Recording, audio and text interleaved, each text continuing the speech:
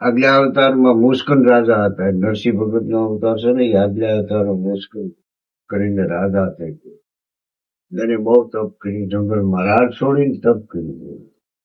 પછી ભગવાન પાસે વરદાન માંગ્યું કે ભગવાન હવે તપ તો બહુ કર્યું છે પણ હવે નિંદ્રા આસન થવું છે, મને કોઈ જગાડે નહીં, અને જગાડે બળી ભસ્યું થઈ જાય.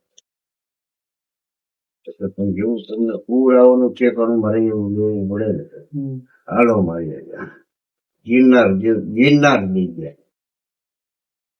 ગિરનારી એવી અવાવરું ગુફા હતી. ગુફામાં મુસ્કન રાજાનો હુર આવી ગયો. અહીંયા કોઈ નહીં આવે, ભૂઈ જાઓ, નિંદ્રાના આધીન થઈ જાઓ,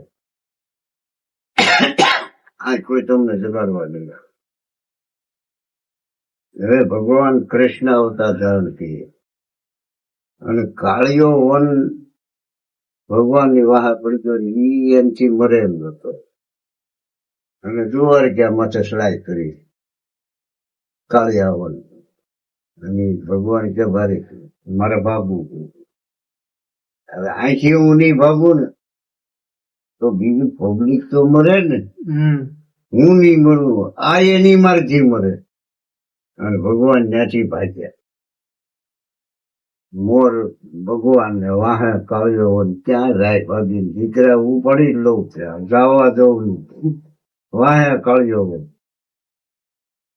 આ જુનાગઢ ની ગુફા જે મુસ્કન રાજા ના હુર આવ્યા હતા ને એ ગુફામાં ભગવાન કરી ગયા. માલપા કરીને ભગવાન અદ્રશ્ય થયો.